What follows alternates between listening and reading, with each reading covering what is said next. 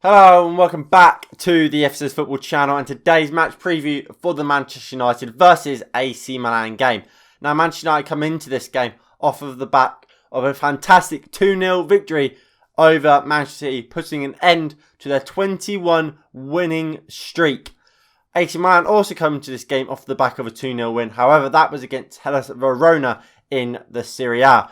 Now both teams obviously won in the last round of the Europa League. Manchester United winning our game 4-0 on aggregate, having smashed Real Sociedad 4-0 in Italy in what would have been their home game, and then obviously drawing 0-0 at Old Trafford, while AC Milan went through on away goals, having drawn the tie on aggregate 3-3 against Red Star Belgrade. However, they scored 2 goals at Red Star and only conceded 1 at the San Siro, meaning they went through on away goals. Now, for AC Milan, they're missing a lot, and when I say a lot, I mean a lot of key players. Of course, Zlatan Ibrahimovic, former Manchester United striker, is out, as is left-back Theo Hernandez, as is star midfielder Ismail Benacer, as is Ante Rebic, and as is January signing Mario Mandzukic, as well as Manchester United target Hakan Çalhanoğlu. However, Diego Dalot and his loan allows him to play in this match, so we are expecting to see him start like he did against Hellas Verona, most likely at left back, so he will be directly up against Aaron Wan-Bissaka. Now that's going to be an interesting battle. For Manchester United, our injury news only gets worse. No one's really back, so that means Pogba, that's Cavani, that's Mata, and Donny van de Beek are all still out injured. David De Gea is, of course, still out with his wife in Spain, thanks to the birth of their first child and their first daughter. And in bad news, Marcus Rashford is set to miss this game with an injury, which he picked up in that Manchester derby, of course, when he made that tackle late on in the game. Victor Lindelof is okay to play. However, he has said on multiple occasions he is playing with a back injury. So for me, I think he should be rested. And with that in mind, this is the team I would play today. So in goal, I've gone for Dean Henderson. Obviously, he's our cup goalkeeper. He would play in the cups. He's always played in the Europa League this season. So why would you not play him still in the Europa League? Not to mention, obviously, David De Gea is out in Spain. It has to be Dean Henderson, doesn't it?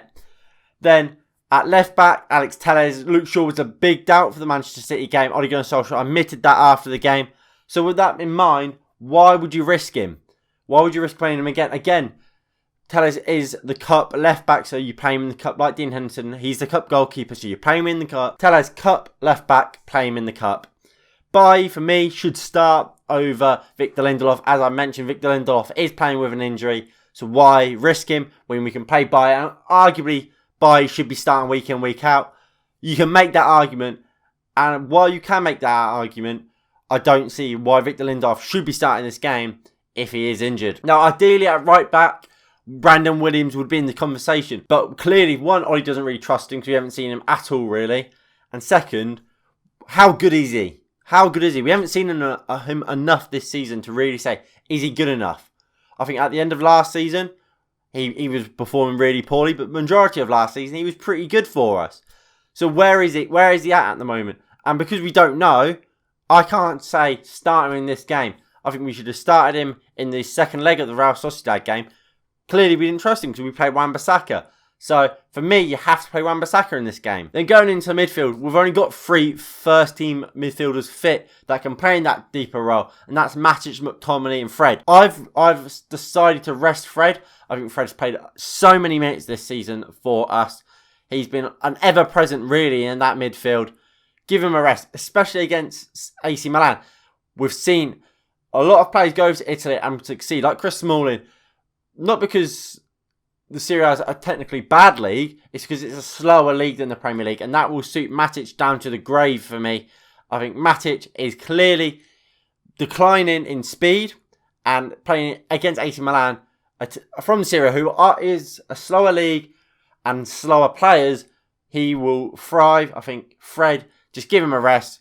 He doesn't have to play every game, give him a rest, because he will probably play on the weekend. So I would go for Nemanja Matic alongside Scott McTominay. And then going forward, again, it's our only fit attackers. Like I said, Mata's not fit. Cavani's not fit. Rashford's not fit. Donny van der Beek is not fit. So we have to kind of go with this front line of Anthony Martial up top. He was fantastic. Absolutely fantastic against Manchester City. Best player by a mile on the pitch. One of his best games in a Manchester United shirt, full stop. So he has to play up top. I would have rested him personally. Similarly to Shaw, that he was a doubt going into that game. He only just passed a late fitness test. I would have liked to rest Anthony Martial. But simply there's just not enough options to take Martial out for. Ideally you'd be able to start Cavani or start Greenwood up top. But we've got no options to play out wide. So it will have to be Martial up top. We'll see Dan James out on the left. I think he's playing really, really well at the moment, Dan James. And again, who else are you going to play on the left? Greenwood has to play out on the right. Again, who else is there? And Bruno Fernandes at 10. Again, who is there? I mean, there's Diallo and Shola Shortire. Both of them not ready for a game like this. Diallo hasn't been given a start. He's only come on for brief cameos. He's not ready to start a game, especially of this magnitude.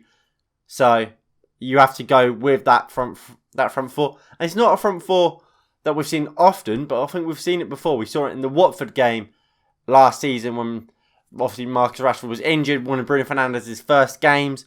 He was fantastic. I believe that was the game he got his first goal for Manchester United in. Well, obviously Martial scored that lovely chip as well with Ben Foster. So we've seen it before and it worked against Watford. Let's hope it works today. And I think Ole Gunnar Solskjaer is going to play a very, very similar team. I think the only change from my team to the team Ole Gunnar Solskjaer will put out is I think he will go with Fred over Matic. I think this is a great opportunity to rotate. I think Ole Gunnar Solskjaer somewhat fears AC Milan and will go very, very full strength. And that will be Fred and McTominay. But just on the game, look, AC Milan are no slouch. They're a good side. They sit second in Serie A. So they are clearly no pushover.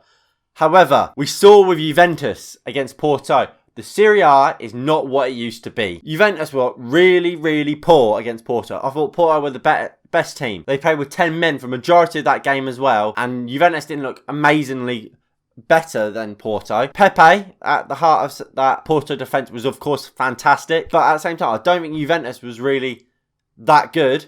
I think a lot of teams in the Premier League would comfortably beat them.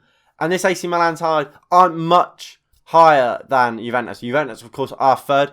But points-wise, Juventus aren't too far behind AC Milan. So I think this is really a great opportunity just for us to win the game and win it fairly comfortably. Do what we did kind of against Real Sociedad. Win the first game and then put the second game without doubt before we go into it. So we can just rest. Of course, ideally it would be the first leg at the San Siro so we could get the away goals. But that's not the case. Win the first game fairly comfortably. Second leg at San Siro, you can start a rotated side. Even if you start Williams, you start Tellez, you start Bailly and Twanzebe, for example. That defence should be enough to at least not concede 3 goals in the away leg. And then you still obviously have a good strike force in the away leg. So you get a few goals and then second leg you can massively rotate. Not to the point where you'll lose, but to the point where a majority of your first team are rested, but you still got a good enough side to beat AC Milan. And I think that's what we should be looking to do, and I think that's what I would do. I don't think Ole Gunnar Solskjaer will do that. I think he will go try and beat AC Milan in the first leg for sure. Whether or not we'll see massive rotation in the second leg, I'm not sure, but of course we'll see, and we'll talk about that when we get there. But I think that we should comfortably win this game. I think we've seen a lot of, like I said, a lot of former Manchester United players that we deem not good enough go to Serie A and be quite good. We look at Darmian, Ashley Young, for example. Sanchez hasn't been terrible for Inter Milan. If that's the standard of their league at the moment, we should be able to go to AC Milan and play AC Milan off the park. And we should beat them fairly comfortably. I think this is going to be a very similar game to the Real Sociedad game.